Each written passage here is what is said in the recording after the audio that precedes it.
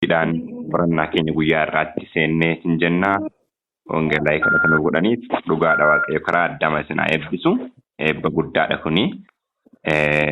Kanaaf kallattiidhaan qorannaa keenya yeroo jalqabnu har'a Efesoon boqonnaa 3 jalqabna. Boqonnaa 3 lakkoofsi tokkosaa akkasidha. Sababii kanaaf jedha an Phaawulos jedha. Sababii kanaaf inni jedhu kun maaf akkas jedhe sababii kamiif waan jedhuun boqonnaa 2 keessatti deebinee waan tokko laallee jalqabna. Boqonnaa 2 lakkoofsa 20 irraa isin hundi ergamootaa fi raajotaa irratti ijaaramtaniirtu Kiristoos Yesuus ofii isaatii dhagaa golee qajeelchuudha. Guutummaan ijaarsa sanaa isumaan walitti qabame mana qulqullummaa waaqayyoo ta'uuf gooftaatti in guddata. Isinis immoo isumaan mana isa waaqayyo hafuura isaatiin keessa jiraatu taatanii itti ijaaramuu keessanii jedha. Kanaaf innillee kanatti makamuudhaaf jechuudha. Kanaaf waa'ee Kiristoosiitiif akka inni hidhame lakkoofsa tokko irratti waan baay'ee yeroo dubbatu argine hin jennaan 2 tokko irraa gasin yeroo dubbifnu orma turtanii deebitanii garuu hin bitamtanii hin fayyifamtanii araarri waaqayyoo isiniif ta'e jedhee anaafis naaf ta'edha kan inni kaayetiin jedhu. Iddoo biraatti Kiristoos cubbamoota fayyisuuf gara biyya lafaatti dhufe dubbiin jedhu amanamaadha. Cubbamoota keessaa immoo inni hangafa anaa jedha. Kanaaf waa'ee isa Kiristoosiin irratti mana qulqullummaa ta'u isa irratti ijaaramu waa'ee kanaaf jedhee jalqaba. 3 irraa. Sababii kanaaf an Phaawulos isin warra saba waaqayyoo hin ta'initti jedhee waa'ee Kiristoosiitiif yeroo Yesuusiif hidhameen jira jedha. Waa'ee eenyuutiif? Waa'ee Yesuusiitiif jedhe. Sababii dhugaa kanaatiif an Phaawulos isin warra saba waaqayyoo hin ta'iniif jedhee waa'ee Kiristoos Yesuusiif hidhameen jira jedha. Kanaaf dhugaa kanaaf jedhee aarsaa inni kafaleetiin jedha. Hidhaa jila akkamitti akka hidhaa qaamatti hidhameera. Akkasumas immoo hafuuraan illee maal jedha akka barbaadetti akka deemuu hin dandeenye lugaama gooftaa Kiristoosiin akka of qabeeru 1 Qorontos boqonnaa 9 lakkoofsa 24-27 keessatti nyag godheen uf qaba yeroo jedhu hidhaa dhugaa hidhaa jaalalaa jala akka seeneeru akkasumas qaamaan illee akka hidhameetiin jedhe akkasin lafa kaayetiin jedha. Lakkoofsa 2 irratti waa'ee hojii ayyaana waaqayyoo adeemsisuu isa isiniif jedhee anatti kenname dhageessisuu dhageessaniittu ta'a jedha. Waa'ee ayyaana eenyu? Ayyaana waaqayyoo. Adeemsisuu isa isiniif jedhee anatti kenname dhageessaniittu ta'a jedha. Kaleessa waan tokko ilaalaa turre. Ayyaanni waaqayyoo ayyaana jechuun baay'ee waan namaaf hin malle namaa kennu jechuudha mitiire? Ayyaana waaqayyoo ka jennu ilma isaa nuu kenne waaqayyo. Ayyaana gooftaa Kiristoosii ka jennu ammoo jireenya ofii nuu kenne Kiristoos. Akkamitti akka wangeela wajjin wal bira qabnee ilaalleerra kaleessa ammoo teessoo wajjinis wal bira qabnee ilaalleerra jechuudha. Abbaan mirga isaa ilma isaa wajjin nu teessise Kiristoos immoo teessoo ofiirra nu teessise. Kana ayyaana waan nuuf hin malletu nuuf ta'e. Ayyaana waaqayyoo ilma isaa nuuf kennu ayyaana gooftaa Kiristoos ofii isaa eenyummaa isaa dabarsee nuuf kennu. Kanaan wal bira qabnee ilaallee jechuudha. Kanaaf waa'ee kana isinin lallabuu koo barreeffama waa'ee kana barsiisa koo dhageessaniittu ta'a. Lakkoofsa 3. Akkuma an dura as keessatti gabaabsee isiniif caafe waaqayyo dhoksaasaa mul'ata keessatti anatti maal godhe jedha agarsiise. Dhoksaa isaa Ingiliffisaa the mystery of God jedha. Onesimoos namni biraa qabu jira lakkoofsa 3 kana mee nun dubbisa. Amin qabu keessummaan bakkee jira. Okay. Efesoon boqonnaa 3 lakkoofsa 3 irraa akkana jedha. How that dubbisanii. Lakkoofsa 3 irraa nu dubbisa. Mul'atatti dhoksaasaa natti leera'oo. Akkuma ni dirree isatti gar tokko isinii caase. Mul'atatti dhoksaa isaa natti meera jedha. Eenyu? Waaqayyo. Ingiliffisaa how that by revelation he made known unto me the mystery as I wrote afore in few words. Akkuman dubbiidhaan isiniif barreesse Waaqayyo dhoksaa mul'atatti dhoksaa isaa maal godhe? Natti hime, natti mul'ise jedha. Dhoksaan Waaqayyo kun maal inni? Dhoksaan Waaqayyo kun mee lakkoofsa 4 ilaala. Kana dubbachuudhaan dhoksaa Kiristoos dubbachuu koo beekuu hin dandeessu jedha. Asirratti mee xiyyeeffadha ilaala. Lakkoofsa 4 immoo mee Onesimoos ammanis itti naafufa lakkoofsa 4. Isaanis erga isaa deebistanii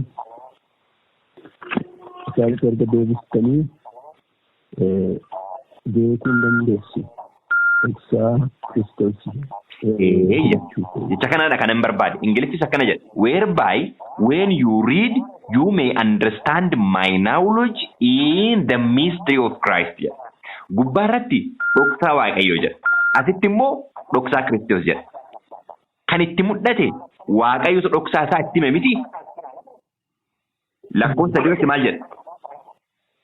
Akkuma an duraan as gabaabsee isiniif caafetti Waaqayyo dhoksaa isaa mul'ata keessatti maal godhe jedha? Anatti agarsiise jedha. Okay. Waaqayyo dhoksaa isaa mul'ataan itti agarsiise. Garuu lakkoofsa 4 maal jedha? Kana dubbachuudhaan dhoksaa Kiristoos hubachuu koo beekuu hin dandeessu jedha. Dubbachuudhaan yookaan ammoo dubbii inni dubbateen kan nuti hubannu dhoksaa Kiristoosiiti. Phaawulos garuu gubbaarratti Waaqayyo dhoksaa isaa maal godhe jedha? Anatti mul'ise jedha. Kanaaf dhoksaan Waaqayyo nutti mul'ate jechuun eenyuun barra jechuudha? Kiristoosiin barra jechuudha. Dhoksaa Kiristoosiiti kan barru kan manatti illee dubbanna. Sababni isaa namni baruu kan danda'u eenyuunni? Kiristoos. Kiristoosiin keessaan ammoo dhoksaa eenyu barra? Dhoksaa Waaqayyoo. Dhoksaa Waaqaa barra. Dhoksaa Waaqaa barraa kan nuti nama dubbannu kanuufis ife kallattiidhaan garuu dhoksaa eenyuuti? Dhoksaa Kiristoosiiti. Waaqayyo dhoksaa Waaqayyooti. Phaawulos dhoksaa Waaqayyooti miti kan inni barreesse. Dhoksaa eenyuuti kan inni barreesse? Dhoksaa Kiristoosiiti. Mee irra deebi'een dubbisa. 3-4. Akkuma an dura as keessatti gabaabsee isiniif caafe Waaqayyo dhoksaa isaa mul'ata keessaa anatti maal godhe? Anatti agarsiise. Kana dubbachuudhaan dhoksaa Kiristoos hubachuu koo beekuu dandeessu jedha. Dhoksaa eenyu? Dhoksaa Kiristoos. Garuu kan dhoksaa ofiitti mul'ise eenyudha? Waaqayyoodha. Mee jecha kana akka adda baafannu barbaada. Galaatiyaa keessatti deebinee daandii Damaasqoo irratti Phaawulosiin eenyutu qabe? Okay. Mee dhadhee dubbifanna. Galaatiyaa 1:15. Waaqayyo garaa haadha kootiitti na fo'achuutti ayyaana isaatiin na waamutti gammade jedha. Kanaaf eenyutu waame Phaawulosiin? Waaqayyo abbaatu waame. Yeroo waamu garuu eenyuun ittiin erge? 16. Yeroo ofii jaallatetti warra saba isaa hin ta'in gidduutti isuma wangeela godhee akka lallabuuf ilma isaa kana yemmuu anatti mul'ise an duraan dursee mareedhaaf gara nama foon uffatee dhanni jedha. Kanaaf kan isa qabe Waaqayyo abbaadha. Eenyuun itti mul'isee isa qabe? Ilma isaa Gooftaa Yesuus Kiristoos isatti mul'isee isa qabe. Kanaaf dhoksaa ofii itti mul'ise Waaqayyo. Gaafa inni dhoksaa ofii itti mul'isu garuu inni dhoksaa eenyu hubate? Dhoksaa Kiristoos hubate jechuudha. Kanaaf hojii ergamoota irratti boqonnaa 9 lakkoofsa 4 irratti Kiristoosiin eenyu ati jedheen? 9:4 irratti lafa dha'ee sagalee Saa'ol maaliif na ari'atta jedhu dhaga'e. Inni immoo eenyu ati? Gooyaa Gooftaa jedheen. Sagalichis ana Yesuus kan ati ari'attu jedheen. Kanaaf inni kan bare dhoksaa eenyuti? Dhoksaa Kiristoosiiti. Kan garuu isa qabee dhoksaa ofiitti mul'ise eenyudha? Waaqayyo. Abbaadha jechuudha. Kanaaf Kiristoosiin yeroo inni lallabu akka itti Waaqayyo itti mul'isetti lallaba jechuudha. Maaf jecha kana kallattiidhaan kamii walii gala Luqaas boqonnaa 10:22 kanaan duras qorataa turreera. 10:22 irraa amma soorri kanaan dura laalle deebi'aa laala. Itti fufee namoota achi turanitti abbaan koo waan hundumaa dabarsee anatti kenneera. Abbaa isaa duwwaatu beeka malee ilmi eenyu akka ta'e kan beeku hin jiru. ilma isaatii fi warra ilmi isaa itti mul'isuu barbaadetu abbaa beeka malee abbaa eenyu akka ta'e kan beeku hin jiru. Kanaaf abbaan Phaawulos yeroo qabu ilma isaa itti mul'ise. Dhoksaa ofii maal godhe jechuudha?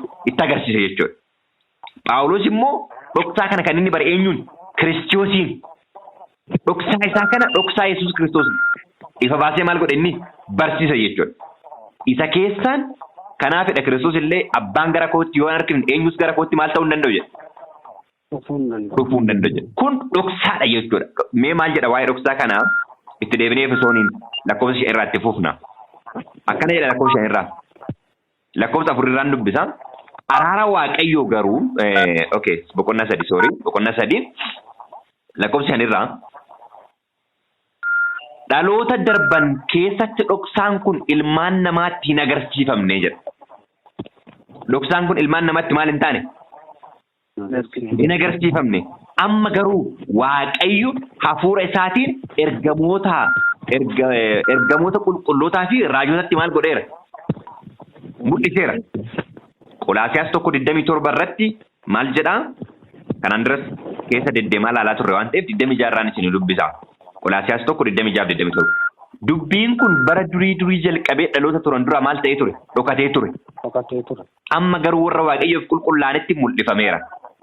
Waaqayyo dhoksaa ulfinaan guutuu kana warra saba isaa hin ta'in keessatti agarsiisuudhaan warra kan isaatitti beeksisuu jaallate. Dhoksaan mul'ifame kunis Kiristoos isa isin keessa jirudha. Inni ulfina isin argachuuf jirtaniin maal keessan? Abdii keessan jedha. Ameen. Kanaaf dhoksaan nuti barru kan Kiristoosiiti. Kiristoosiin keessaan immoo dhoksaa eenyu barra jechuudha? Dhoksaa Waaqayyoo barraa jechuudha. Phaawulos akkasitti hubate. Waaqayyo dhoksaa ofiitti agarsiise. Inni immoo kan barreesse dhoksaa eenyuti? Dhoksaa Yesuus Kiristoos. Dubbii baay'ee murteessaa of keessaa qaba. Lakkoofsa 6 keessatti akkana jedha. Dhoksaan kun warri saba Waaqayyoo hin ta'in wangeelatti amanuudhaan wanta Yihuudoonni argatan akka argatan isaan wajjin bu'aa dhagna tokkoo akka ta'an abdii isa Waaqayyo karaa Kiristoos Yesuus kenne keessaa akka hirmaatan gochuuf kan qophaa'ee ture jedha. Abdii Waaqayyo karaa eenyuu kenne? Karaa Kiristoos Yesuus kenne. Bu'aa dhagna tokkoo hundinuu Yihuudonnis warri saba Yihuudii hin ta'inis akka hirmaatan. Sababiin isaa maalidhaaf? Kiristoos isaan keessa jirurraa ka'e jechuudha. Bu'aa dhagna tokkooti kan jennu yeroo boqonnaa 2 qorannu xumurratti maal jennee ture? Guutum inni especially boqonnaa 1 lakkoofsa dhumaa irratti boqonnaa 1 lakkoofsa naannoo 23 irratti waldaa kiristiyaanaa dhagna Kiristoos isa waan hundumaa karaa hundumaa guutummaatti isatti dhagna isaa kanatti hin jiraata jedha. Kiristoos mataa yeroo ta'u 22 irraa nu ammoo maalidha? Bu'aa qaama isaati. Bu'aan qaama isaa kun Yihuudii, Giriikii, saba, Orma kan jedhu hin jiru jechuudha. Warra Kiristoosiin maal ta'e hundumaa? Amane hundumaa. Wangeela Yohaannis 1:12 irraa maal jedha? Wangeela Yohaannis Ameen. 12 irraa akkas jedha. Hamma isa simataniif immoo ijoollee Waaqayyoo akka ta'aniif aboo isaaniif kenne jedha. Isaan warra maqaa isaatti maal godhaniidha? Amananiidha. Ameen.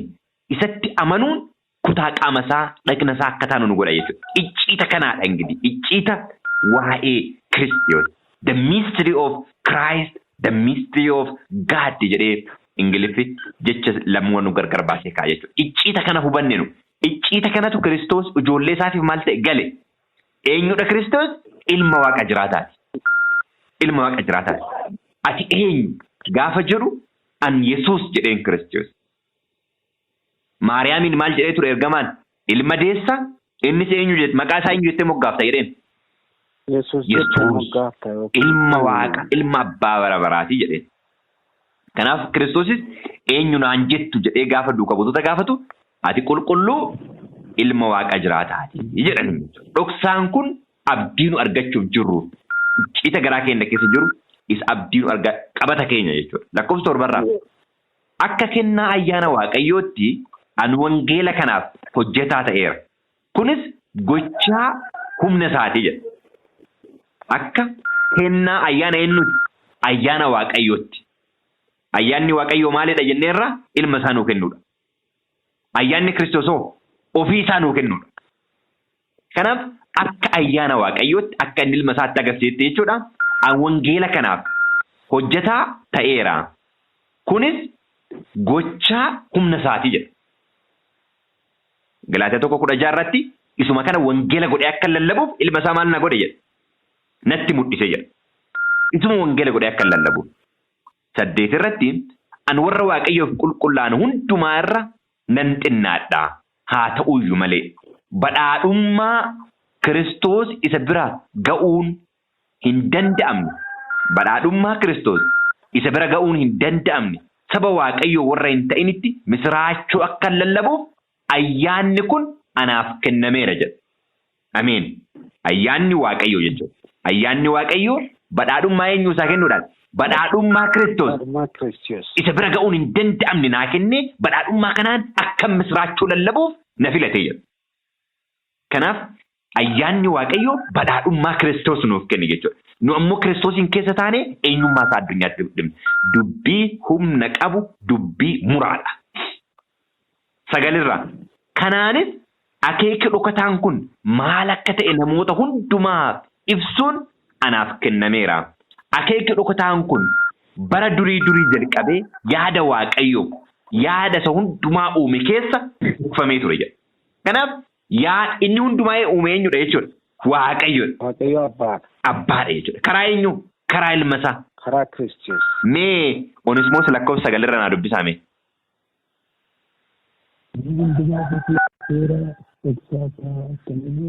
Mee sagalee ol qabadhaa.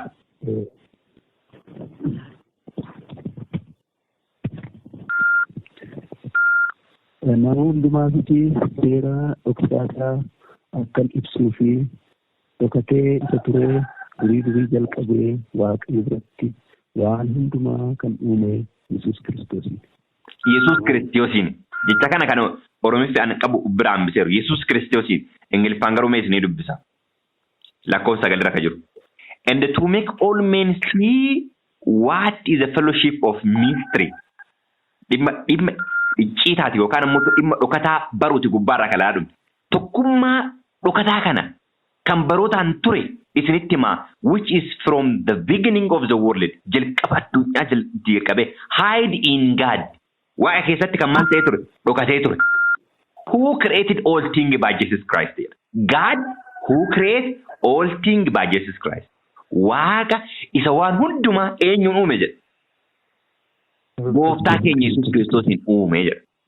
Kanaaf Onesimoos qajeelchee hiikeera waan hundumaa waaqa eenyuun uume Kiristoosiin uume jechuudha. Kanaaf Waaqayyo uumaa waa hundumaati yeroo uumu garuu eenyuun uume jechuudha. Ilma isaa Gooftaa Yesuus Kiristoosiin uume. Isa waan hundumaa Gooftaa Yesuus Kiristoosiin uume jedha. 10 ogummaan Waaqayyo inni dachaa baay'ee qabu bara si'anaa karaa waldaa kiristiyaanaa warra bantii waaqaa keessatti gooftummaa qabanii fi warra aboo qaban jedhamanitti iyyuu akka beeksifamuuf kun ta'eera jedha. Eenyumattu iyyuu akka beeksifamu obboloota koo humna hafuura seexanaatittu akka beeksifamu.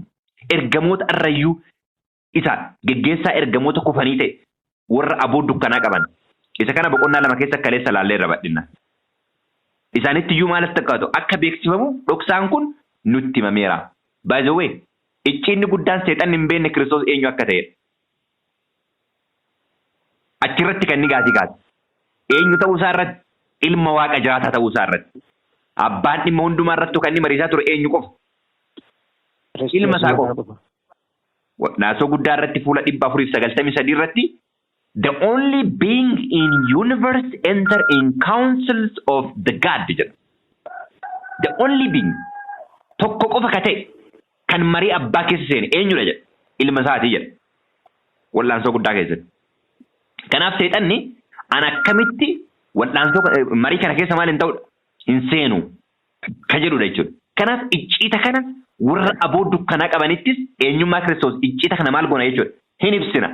Kanaaf karaa waldaasaa akka icciinni kun ba'uuf Waaqayyo kana godhee jedha obboloota koo. 11 irraa Waaqayyo akka bara durii karaa Kiristoos Yesuus gooftaa keenya yaadee qopheessetti akeeka isaa fiixaan baaseeraa jedha. Akka karaa eenyu yaadee qopheessetti obboloota koo? Bara durii karaa Yesuus Waaqayyo jedha irra deebi'ee akka bara durii karaa Kiristoos Yesuus gooftaa keenya yaadee qopheessetti akeeka isaa maal godheera? Fiixaan baaseera. Kanaaf abbaan dhimmaa eenyudha? Waaqayyo abbaan. Abbaan dhimmaa. Karaa eenyu qopheesse kana immoo? Karaa ilma isaa. Karaa Kiristoos Yesuus jechuudha. Kanaafidha tokkoffaa Qorontos boqonnaa 8 lakkoofsa 6 irratti kan dubbatu isa bira isin dubbifadhaa ilaalaa. Lakkoofsa 12 irraa nuyi Kiristoositti amanuudhaan karaa isaa amannee dhiyaachuu ija jabina qabna jedha. Karaa eenyu? Karaa Kiristoos. Eenyutti dhiyaachuudhaaf? Abbaatti dhiyaachuudhaaf ija jabina qabna jedha. Karaan dhugaan ana waan jiruuf jechuudha Kiristoos. Akkasumas boqonnaa 2 keessatti boqonnaa 2:18 keessa karaa addaatiin hafuuruma tokkoon karaa isaa karaa Kiristoos akka abbaa bira geenyu qabna waan jedhu ilaalee turre waan ta'eef jechuudha. 13 irraa egaa rakkinni koo isiniif ulfina waan ta'eef isaan isiniif rakkachaa jiru akka abdii hin kutanneef isin kadhadha jedha. Gubbaarratti waa'ee hidhaasaa dubbata jechuudha. Rakkina ani isiniif jedhee yookaan immoo dhugaa kanaaf jedhee rakkachaa ture akka rakkina kanatti maal akka hin taane akka abdii hin kutanneef isin kadhadha jedha Phaawulos. 14 irraa egaa waa'ee kanaaf jilbiinfadhee abbaanan kadhadhaa jedha. Waa'ee kanaaf jilbiinfadhee maal godha? Abbaa eenyu nan kadhadha jedha obboloota ko? Abbaa. Mee Onesimoosiin naa dubbisaa. Onesimoos ammallee waan ifa wayii godhuu qaba. Ingiliffallee dubbisaa nu. Lakkoofsa 14 irraa. Kanaafis jilba kootiin nan jilbeeffadhaa abbaa gooftaa keenya Yesuus Kiristoos duratti. Ameen. Abbaa gooftaa keenya Yesuus Kiristoos jedha adda baasee. Ingiliffisaa akkana jedha. 14 irraa. For this cause I bow my knee unto the Father of our Lord Jesus Christ jedha obboloota ko. Eenyuufan jilbeeffadha jedha? Abbaa gooftaa keenya Yesuus Kiristoosiitiif. Waaqayyo abbaadhaaf jechuudha. Nan jilbeeffadha jedha. Maqaa eenyuutiin? Maqaa gooftaa Yesuus Kiristoosiitiif. Adda baasee lafa kaa'e jechuudha. 15 sanyiin waaqa keessa jiraatuu fi sanyiin lafa irra jiraatu hundumti isumaan waamama jedha. Eenyuudhaan? Abbaa. Abbaadhaan irran deebi'a jecha kana. 14 irratti egaa waa'ee kanaaf jilbeeffadhee abbaa nan kadhadha jedha. Abbaa. Sanyiin waaqa keessa jiruu fi sanyiin lafa irra jiru hundumtinuu isumaan maal ta'a? Waamama. Waan lafa irra jiru waan samii irra jiru hundumaa harka eenyu jala galche inni immoo? Harka abbaa jala harka ilma isaa jala. Harka ilma isaa jala galche. Kaleessa qorataa turre waan ta'eef. Maal jedhaa turre? Egaa sichi waaqayyo qulqulluu waan hundumaa boqonnaa 2 keessatti boqonnaa 1 keessatti gooftummaan boqonnaa 1:21 irratti gooftummaan 20 irraa inni hojii aangoo isaa kanaan Kiristoos warra du'aa keessaa kaasee waaqayyoon keessatti mirga ofiisaa isa teessise. Gooftummaa aboo humna mootummaa hamma jiru hundumaa bara kanatti bara dhufuttis waanuma maqaan dhamu hundumaa gararraa isa oolche. Waaqayyo waan hundumaa miila Kiristoos jala maal godheera? Galche. Jala kaa'e. Goofticha waan hundumaa gararraa jiru kanaaf waldaa kiristaanaaf mataa godhe jedha. Waan hundumaa miila isaa jala galche yeroo jennu tokkoffaa Qorontos 15:28 immoo abbaan waan hundumaa miila isaa jala galche ofii isaatii immoo miila isaa jala maal hin taane jedha. Hin galle jedha. 15:27 dubbisa. Tokkoffaa Qorontos 15:27. Caaffanni qulqullaa'aan waaqayyo wanta hundumaa miila isaa jala galcheera jedha. Wanta hundumaa miila isaa jala galcheera yommuu jedhu waaqayyo inni waan hundumaa miila Kiristoos jala galche ofii isaatii miila Kiristoos jala akka hin galin mul'ataadha jedha.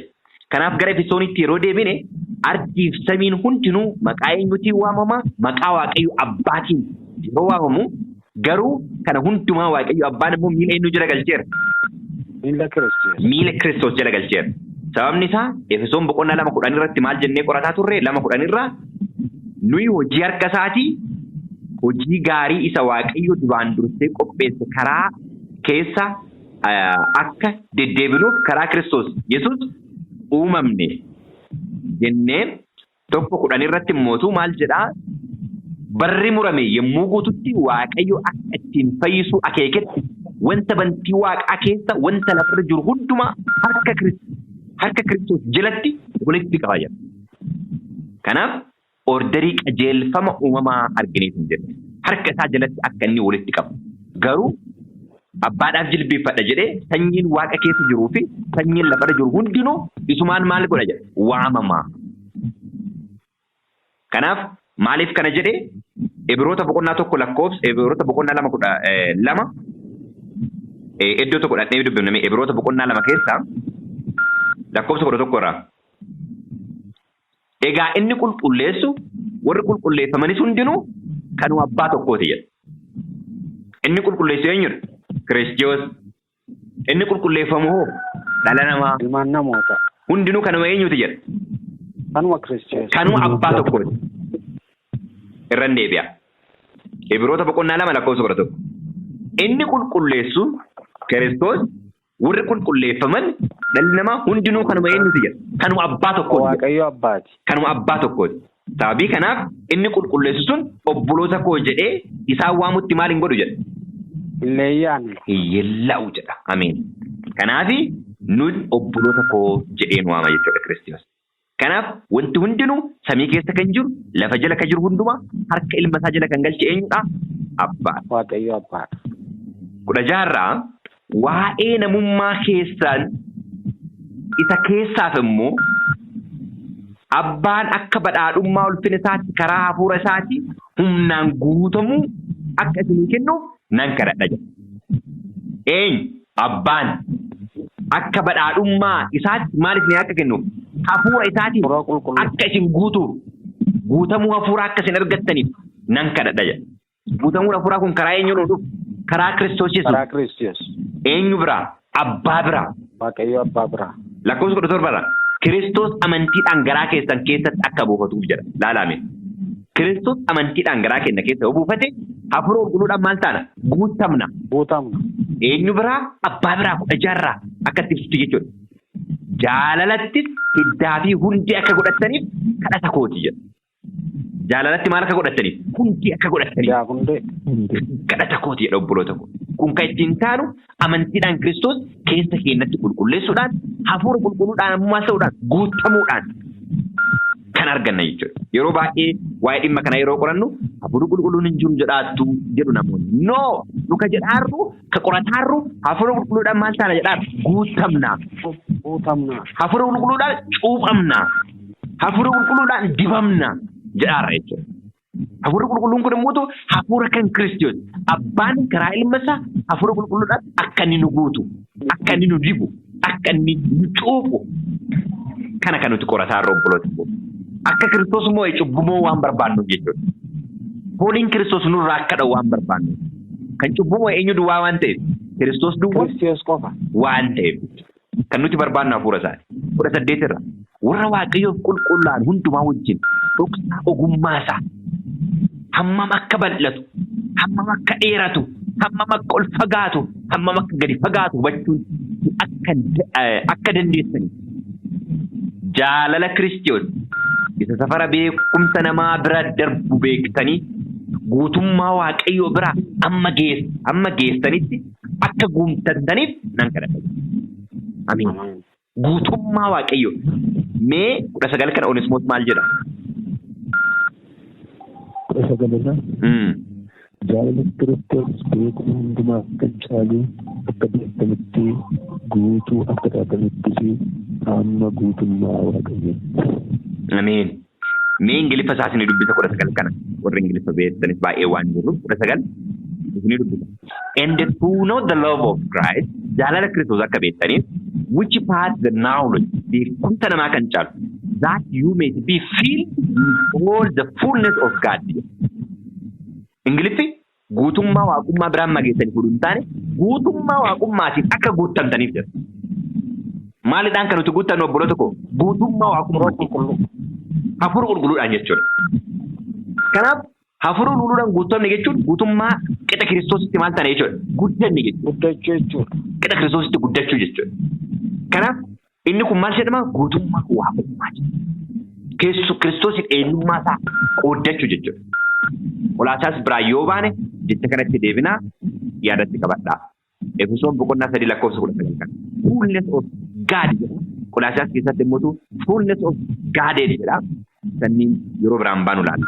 Kanaaf guutummaa Kiristoositti ol guutamnee guutummaa waaqummaa guutamnee hafuura qulqulluudhaan guutamnee beekumsa isaati jechuudha. Beekumsa isaati baay'ee. Guutummaan itti guddannu kun guutummaa maali tokko beekumsa. Guutummaa Waaqayyo bira amma geessanitti akka guutamtan nama inni maal jedha gubbaarratti jaalalli Kiristoos safara beekumsa namaa bira darbanii jedha. Hafuura qulqulluudhaan guutamuu jechuun maal jechuudha obboloota koo dhugaa beekuu jechuudha. Dhugaa beekuun mallattaa'uu jechuun maal jechuudha dhugaa irratti miilaan lafa gadi dhaabachuu jechuudha. Dhugaa bal'aa of keessaa qaba yeroo biraa bal'inaan qorachuu dandeenya itti darbinee lakkoofsa 21 dubbiseen xumura. Inni humna isaa isa nu keessatti hojjetuun humni Waaqayyo inni nu keessatti hojjetu eenyudha obboloota koo? Hafuura qulqulluudha. Hafuura qulqulluudha garuu Kiristoos isin keessa jirudha jedha Qolaasiyaas 1:27 irratti. Hafuura qulqulluudhaan guutamuu jechuun Kiristoosiin amantiidhaan of keessatti maal gochuu jechuudha? Moosisuu jechuudha. Lakkoofsa 17-16 dubbisaa gubbaatti ol deebi'aati. Achirraa argata. Kiristoos amantiidhaan garaa keessan keessa akka maal ta'u akka buufatu. Kiristoos amantiidhaan garaa keenya keessa buufata jechuun ammoo 16 irratti immoo hafuura isaatiin maal ta'uudha? Guutamuudha. Humna isaa isa nu keessa hojjetuun there is no power in us to overcome the sin apart from Christ jedha kitaabni raajii. Humni nu keessatti cubbumoo Kiristoosii dhala ka biraa maal hin ta'u jedha hin jiru jedha. 20 irraa inni humna isaa isa nu keessatti hojjetuun wanta nuyi kadhannuu fi wanta nuyi yaaduu dandeenyu hundumaa irra safara malee caalchisee gochuu maal ta'a jedha hin danda'a jedha. Hin danda'a. 21 immoo ifa nuu godha. Kanaaf karaa Kiristoos Yesuus waldaa kiristaanaa keessatti dhaloota hundumaa biratti bara baraan isaaf hooqubaan haa ta'u jedha. Ameen. Karaa eenyuu? Karaa Kiristoos Yesuus eenyuu? Waaqayyo abbaadhaan hooqubaan haa ta'u jedha. Kanaaf